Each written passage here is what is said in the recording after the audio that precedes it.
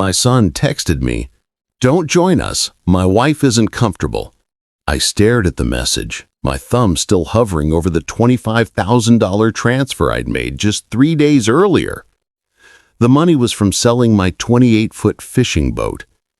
It was the last piece of my wife that I had left. Eleanor always wanted to see Hawaii. She loved the pictures of the volcanoes, the black sand beaches. She died before I could take her, so I gave the money to Mark, my son. "Take Brenda and Josh," I'd said, my voice thick. "Go for Eleanor." He cried when I told him. He actually cried. Now this, 7 words on a glowing screen. Wife isn't comfortable. The air punched out of my lungs. My hand, the one holding the phone, started to shake. $25,000 for a text message. I sat down hard on the stairs in my entryway. The house was silent. Too silent. Just before you continue to watch, Joe would like you to subscribe to this channel and like this video. It would encourage him to keep his streak of thrilling revenge stories for you to watch. All right, back to the story. Let me back up. You need to understand about Mark. He wasn't always like this. Or maybe he was. Maybe I just didn't want to see it. When Eleanor was alive, our house was loud, full of life. It smelled like her baking, cinnamon and yeast, and my workshop, sawdust and oil. Trust back then smelled like that, like home. Mark was a good kid, a little soft maybe. Eleanor spoiled him. After she passed 3 years ago, the silence in this house became a physical thing. It's a cold, heavy blanket. It smells like dust and old coffee. Mark and Brenda, they were my only connection to that old life. They'd come over for Sunday dinners. Brenda would always compliment the house. "Oh, Harold, this place is just classic," she'd say. "Such good bones." Mark would just nod, looking at his phone. I'm not perfect. I know I'm not. I probably pushed. I offered money too often. "You guys need help with the car payment? Is Josh's school tuition okay?" It was my only way of feeling useful. A 71-year-old man's currency. When I offered the trip, Mark's eyes lit up. "Dad, Hawaii? Are you serious?" "For your mother," I said. Brenda hugged me. A rare thing. Her hug was stiff. She smelled like sharp perfume. "You're a lifesaver, Harold," she said. "You have no idea." A lifesaver. Right. So I sold the boat, the Eleanor. I remember the day the new owner sailed it away. I didn't watch. I just held the cashier's check in my hand. $28,000. I kept $3 for property taxes. The rest went to Mark. I transferred it right from the bank's lobby. $25,000. The teller smiled. Someone's having a good day.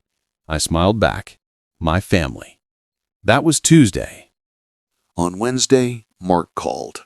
His voice was weird, jumpy. "Hey, Dad, got the funds. Wow, just wow.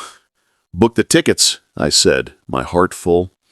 "Yeah, about that. We're looking at a package deal. It's just a lot to coordinate, you know? Brenda's handling all the details. She's amazing with this stuff." "Wonderful," I said. "Send me the itinerary. I want to see which islands you're visiting." "Totally, Dad. Absolutely. Gotta run." He hung up before I could say I love you. That was the first little twinge, a cold pebble in my gut. Why was he so rushed? I spent Thursday cleaning the garage, trying to fill the empty space where the boat gear used to be. I found Eleanor's old sun hat, the one she was saving for our big trip. I held it. I'm not ashamed to say I cried. I thought about them on the beach, my grandson Josh seeing the ocean for the first time. It made the sacrifice worth it. It made the silence bearable. Then Friday morning, my phone chimed. The text message. "Don't join us. My wife isn't comfortable." I must have read it 20 times. Don't join us. But I wasn't going. I'd never said I was going. I paid for them to go. It was their trip. My fingers felt like lead as I typed back. I don't understand. I wasn't planning on coming. The three dots appeared. They danced, then they vanished. He was typing, then stopped. A minute later, another chime. Oh, good. Just Brenda was worried it was implied that you'd expect to come. Implied? My blood went cold, then hot. My ears rang. She was uncomfortable that I might think I was invited on the trip I paid for? The trip I sold my wife's memory for? I tried to call him, straight to voicemail. I called again, voicemail. I called Brenda's phone, ring, ring, ring, voicemail. They were screening me after taking $25,000. The betrayal tasted like old pennies, like battery acid. I sat there all day. The sun moved across the living room carpet. It lit up the dust motes dancing in the air. I didn't eat. I didn't move. I just stared at those 7 words. That's when the first, tiny, awful thought wormed its way in. If they could lie about this, what else were they lying about? The next morning, I woke up on the couch. My neck ached. I had to fix this. It was a misunderstanding, that's all. I drove to their house. It's about 20 minutes away in a newer subdivision. Their car, a 2-year-old Toyota, was in the driveway.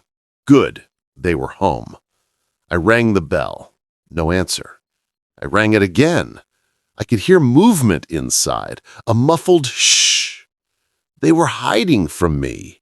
My stomach dropped. I knocked hard.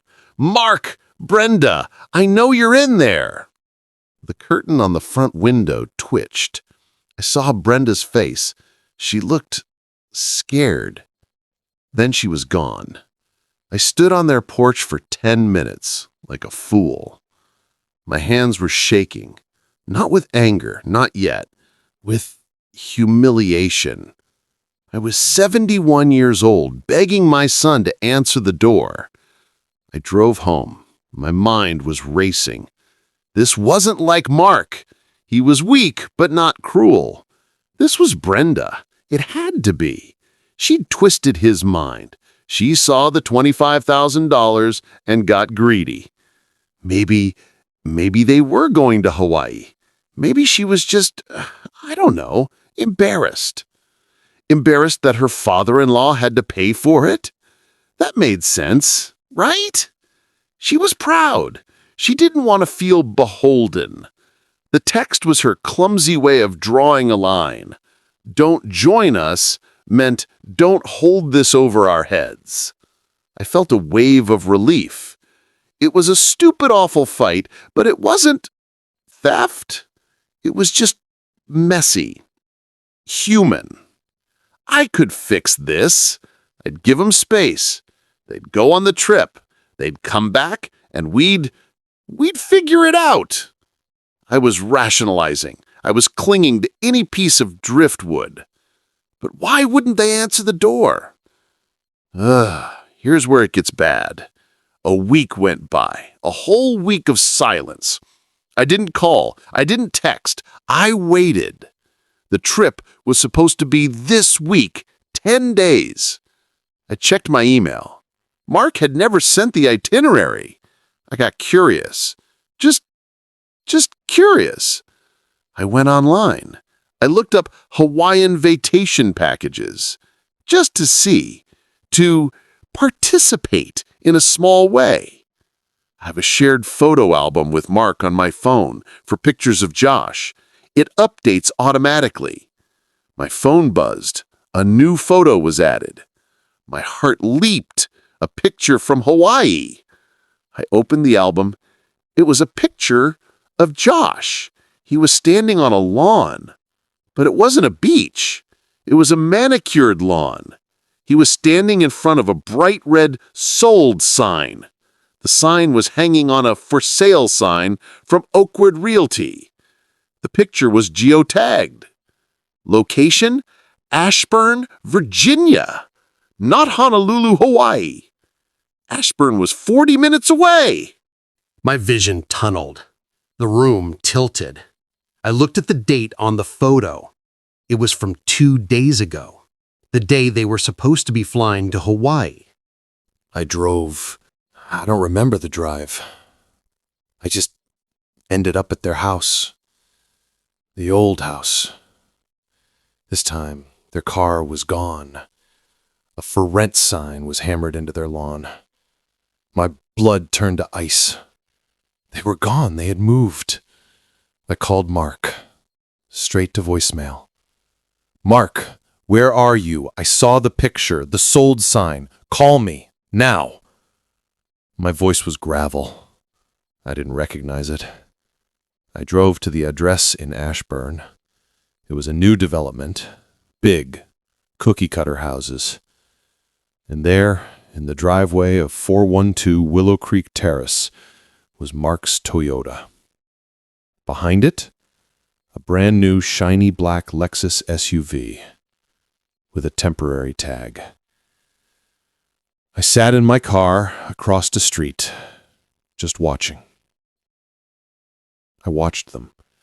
They brought out boxes from the Lexus. Brenda was laughing. She pointed at the front door. Mark kissed her. They looked happy. Blissful. No, this was a mistake. The $25,000, that was a down payment. They didn't go to Hawaii. They lied to me and used my wife's memory to buy a new house. I got out of the car. I walked up the brand new concrete path. Mark was halfway out the door when he saw me. His face, it just crumpled. Dad, what are you doing here? Hawaii, Mark? I said. My voice was quiet. Brenda appeared behind him. Her smile vanished. Her eyes went hard. Harold, this isn't a good time. Isn't a good time? I laughed. A dry, awful sound. The $25,000? My boat. Eleanor's dream. Dad, just calm down, Mark said, stepping out. He tried to put a hand on my arm. I yanked it away. Where is my money, Mark? It's right here, he said, gesturing to the house. It's an investment, Dad, a future for Josh. You lied to me. We were going to tell you, Brenda snapped. We were, but we knew you'd be like this. Judgmental, I repeated. The word felt like glass in my mouth. It was a gift, Harold, she said, her voice rising. You gave it to us. You don't get to control what we do with it. I gave it for Hawaii, for Eleanor. Eleanor is dead, Harold, she shouted. She's dead. This is for the living. We needed a house, not a vacation. I stared at her. Everything went silent. I looked at Mark. He wouldn't meet my eyes. He was staring at the new landscaping. He chose. Right there, he chose her. The money was a gift, Dad, he mumbled. Brenda's right. You can't take it back. I just nodded. I turned around. I walked back to my car. The gaslighting. The nerve. The door to their new life clicked shut behind me. I went home. I sat in my chair. Eleanor's chair, really. The fabric was worn thin. They had used her. They had used her memory. They had desecrated it. The $25,000 was gone. A gift. Legally, they were probably right. I was a fool. A lonely old fool who'd sold his last treasure for a handful of magic beans, and they had turned into a new house, a new car. I felt hollowed out. There was no anger left. Just this cold, empty space. Eleanor is dead, Harold! Brenda's voice echoed in the silent room. She was right. And in that moment, I felt like I was too. I sat in the dark for hours. A cold, hard rage started to build. It started in my toes and filled up that hollow space. It wasn't hot. It was freezing. They thought I was just a sad old man. They thought I was done. They didn't know me at all.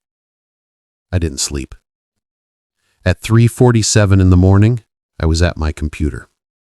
I'm 71, but I'm not an idiot. I ran a boat charter business for 30 years. I know numbers. I know paperwork. They needed more than $25,000 for a down payment on that house. Those places started $500,000. The new Lexus? The new furniture? Where did the rest of the money come from? Mark works in logistics. Brenda is a part-time realtor. They didn't have that kind of cash. I knew they didn't. I started digging.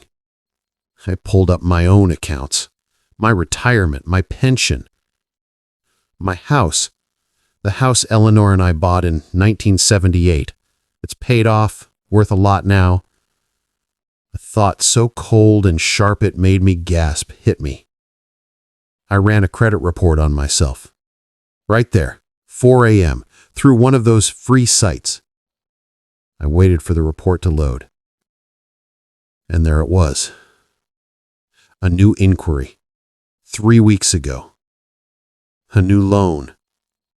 A home equity line of credit. A HELOC. Amount? $150,000. Lender? Pinnacle Digital Bank. The blood drained from my face. I never applied for a loan. I hadn't seen $150,000. My house. They had taken a loan out against my house. The $25,000, that wasn't the theft. That was the distraction. I called the bank first thing. Pinnacle Digital Bank.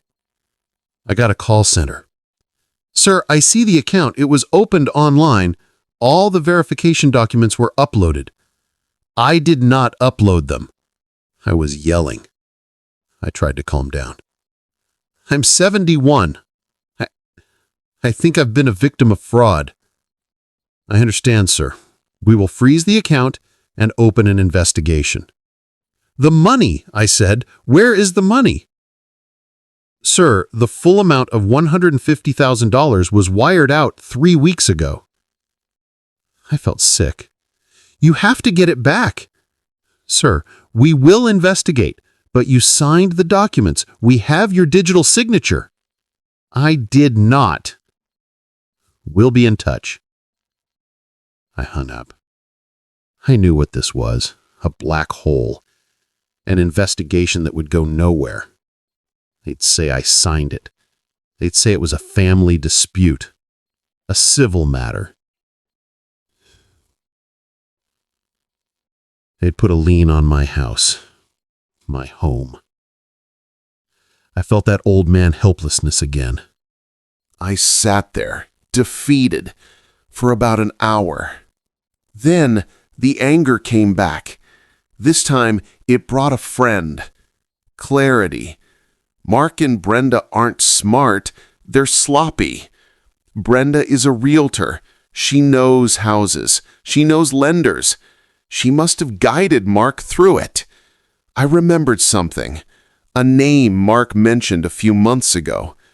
We're meeting with a new financial planner, Dad. A woman, really sharp, getting our ducks in a row. I'd been proud of him. I searched Mark's email. I still have access. I set it up for him in college. He probably never changed the password. Bingo. Fidelity Investments. Confirmation of your appointment with Maria Alvarez. I found her. Maria Alvarez, CFP. Her office was downtown. I called. I made an appointment. I said I was Mark's father, looking to consolidate my accounts. I met her the next day. She was young, sharp suit, no-nonsense eyes. Mr. Johnson, nice to meet you. Mark has mentioned you. Has he? I said. I'm here about my house. I laid it all out. The $25K, the text, the new house, the $150,000 HELOC loan. I watched her face. It went from polite interest to a very still, very cold focus. "Mr. Johnson, Harold," she said, leaning forward, "Mark and Brenda came to me 2 months ago. They wanted to buy that house. They didn't have the down payment, not even close. I told them it was impossible. Brenda, she asked hypothetical questions about power of attorney, about online-only lenders. My blood ran cold. I told her that would be fraud, Miss Alvarez said, that it was financial elder abuse. I told them I wouldn't be a party to it." She laughed. Miss Alvarez continued, her eyes hard. "She said he'd give it to us if we asked. We just don't want to hear the lecture that comes with it." The audacity, the sheer audacity of it. "They fired me, of course," Miss Alvarez said. They must have found someone else, or did it themselves." "They did it themselves," I said. "Harold, this is a crime." "I know, but I don't want an investigation. I want precision." She looked at me. A long, hard look. She saw I wasn't a done old man. "Pinnacle Digital Bank," she said, typing. "Online only, notoriously lacks verification. The $25,000 you sent him, that was Tuesday. The HELOC was funded Wednesday." My breath hitched. "They needed your $25K to pay the closing costs and origination fees on the $150,000 loan they were stealing from you. They used my gift to finance the theft." "What do we do?" I asked. My voice was hoarse. "We call the police," she said. "No." The word was out before I thought about it. She raised an eyebrow. "If I call the police, it's a mess. He's my son, my grandson." I thought of Josh, little Josh. He'd be in the middle of a criminal case, his father in jail. Ugh, the thought made me sick. "Harold, they stole $150,000. They forged your name. This isn't a family squabble." "I know," I said. My hands were clammy, my heart was hammering. This was my son, my blood, Eleanor's boy. Maybe I should just let it go, let them have it. I'd be stuck with the loan. I'd have to sell my house, Eleanor's house. I'd have to move into, what? A tiny apartment? A state home? They were leaving me to rot after taking everything. The hesitation vanished. The cold, hard clarity returned. "Eleanor is dead, Harold." Brenda's voice. It was like a splash of ice water. "No police," I said. "Not yet." "What then?" "You're a financial planner. They committed bank fraud. They lied on a loan application. The bank? Pinnacle? They're the real victims here, legally." A slow smile spread across Ms. Alvarez's face. "Yes, they are," she said. "They've been defrauded by $150,000. And banks don't like to be defrauded. They have much better lawyers than I do." Miss Alvarez and I worked for 2 days. She was amazing. She called in a favor from a friend who works in forensic accounting. We didn't need much. We just needed proof. The digital notary they used? A $5 service out of Nevada. We got the records. The IP address used to sign the documents. It wasn't mine. It was Mark's. From his home computer. At the old house. The sloppy, stupid fool. We had the date, the time, the IP address. We had the wire transfer details. From Pinnacle Bank to the Oakwood Realty escrow account. We had Brenda's name listed as the buyer's agent. She'd get a commission on the sale, on the theft. It was all there, a neat, tidy package of wire fraud and identity theft. Miss Alvarez made the call, not to the police, to the head of the fraud department at Pinnacle Digital Bank. She didn't call as Harold's advisor. She called as a mandated reporter. I have a client, Mr. Johnson, whose identity has been used to secure an e-lock from your institution. We have, well, conclusive compiled evidence that the applicants were his son and daughter-in-law. Silence on the other end. We are prepared to forward this entire file to the FBI's Elder Fraud Division. Or we can share it with your legal department so you can, well, reclaim your assets. It was beautiful. We were giving the bank a choice: public humiliation and a federal investigation, or a quiet, surgical strike. They chose the strike. The bank's lawyers moved fast. They didn't want this getting out. A 71-year-old widower defrauded by his son using their secure online system? Nightmare PR. This is important. They had a clause in the loan document, a fraud clause. If the application was found to be fraudulent, all funds were immediately due. If not paid, they would seize any and all assets purchased with said funds. The new house, the new car. The deadline was set, Friday, 1 week after the confrontation. A certified letter was sent to Mark and Brenda. I asked Ms. Alvarez what it said. It's a notice of acceleration. It basically says, we know you lied. Pay us $150,000 in 48 hours or we're taking the house. I waited. This was the hardest part. I just sat. I drank coffee. I watched the news. I pretended my life wasn't about to implode. Thursday night, my phone rang. It was Mark. His voice was, I'd never heard it like that. Thin. Terrified. Dad, oh my God, Dad, you have to help us. I stayed silent. The bank, they're taking the house. They said the loan, there's a problem. It's a mistake, Dad, a mistake. A mistake, I repeated. My voice was calm, cold. Yes, you have to call them. You have to tell them it's okay. Tell them you gave us the loan. My breath caught. The audacity. He wasn't confessing. He was asking me to join the conspiracy, to commit fraud with him. I don't know what you're talking about, Mark. The HE lock, Dad. The $150,000. They found out it wasn't. They said it was fraud. It was fraud, Mark. A long, terrible silence on the line. I heard Brenda in the background. What's he saying? Tell him to fix it. Tell him. Dad, please. He was crying now, sobbing. Please, they're taking everything. We'll be on the street. Josh, think about Josh. My grandson. He'd used the last arrow in his quiver. This was the moment.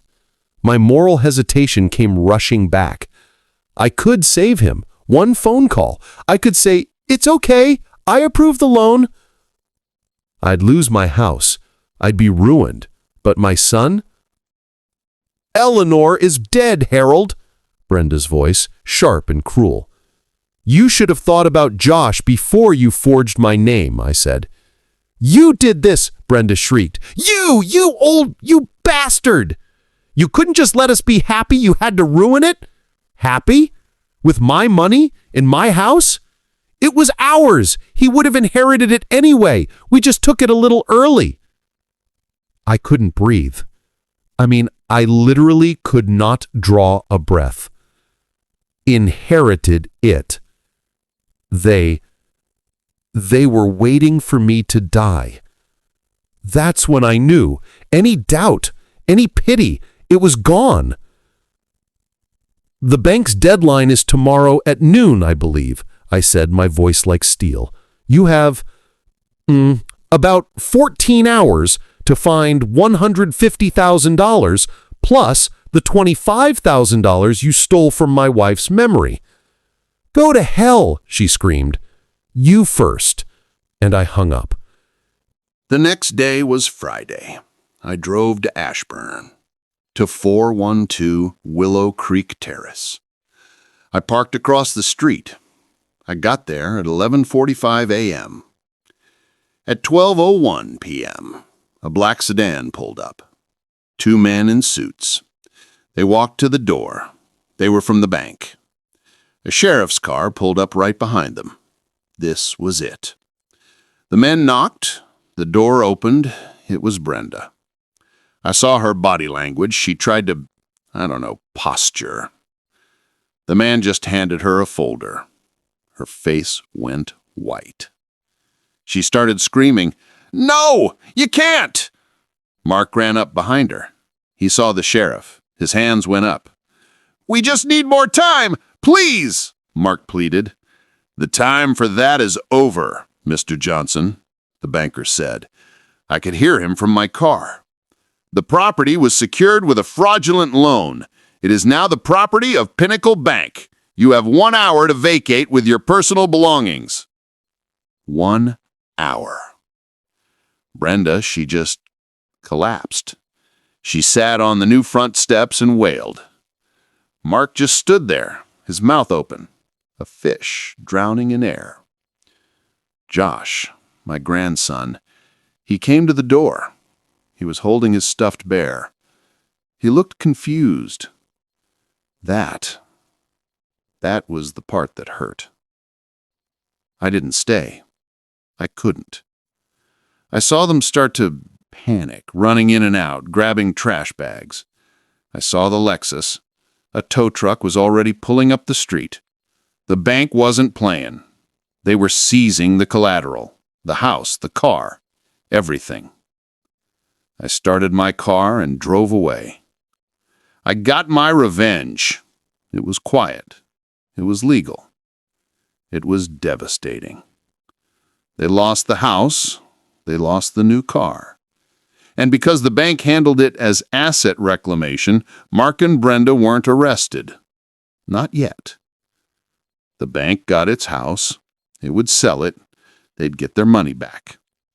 But they'd be blacklisted, their credit gone, their reputations ruined. Brenda would lose her real estate license. Mark, my son, he was ruined. I got home. The house was quiet. But it wasn't the cold, heavy silence from before. It was my silence. It was my house again. 2 days later, a letter came from Pinnacle Bank. "Dear Mr. Johnson, we are pleased to inform you that the fraudulent line of credit has been resolved. The lien on your property is released. Your account is clear." I held the paper. It was done. I was safe. My home was safe. I had won. I had protected Eleanor's house. I had protected myself. I had proven that I was not a done old man. I went to my workshop. I hadn't been in there since I sold the boat. I picked up a piece of wood. I turned on the lathe. The sound of it, the smell of the pine, it felt good. I was still here. And then the cost. A week later, a small, padded envelope in my mailbox. No return address. I opened it. Inside, my house key, the one I'd given Mark years ago, and a single folded piece of paper. It was from Josh's school notebook, lined paper. It was a drawing in crayon.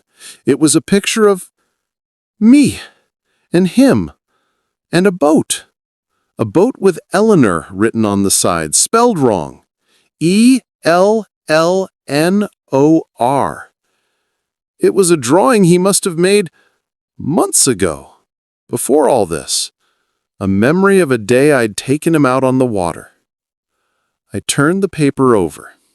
3 words in Mark's handwriting. Are you happy? I sat down, right there on the porch. I lost my son. I lost my grandson. I got my house. I got my $150,000 back. The $25,000, that's gone forever. A gift. But I lost them. I lost the idea of them. The last bit of family I had. So here I am. I'm still in my house. It's safe. It's mine. I'm not the shattered, lonely fool I was. That man, he died. He died when Brenda screamed, "Eleanor is dead." The man who replaced him, he's colder. He's harder. He's a man who can destroy his own son to save himself. I don't know where they are. I heard they're living with Brenda's mother in a one-bedroom apartment. Miss Alvarez, she sent me a card. "Thinking of you," it said. She also sent me a bill for her consulting services for $25,000. I actually laughed when I saw it. Not because it was funny, because it was poetic. I paid it. I had the $3,000 I'd kept for taxes, and the rest I pulled from my savings. So in the end, the boat is gone. The $25,000 is gone. My son is gone. Justice was served. I know it was. I hold Josh's drawings sometimes. Was it worth it? I stare at the sold sign in the photo on my phone. I look at the drawing in my hand. I don't know if I'm the hero or the villain anymore. And honestly, I'm not sure I care. If you enjoyed this story, make sure to like this video, comment, and smash the subscribe button. Also, check out other videos on the channel. We've got more interesting stories for you.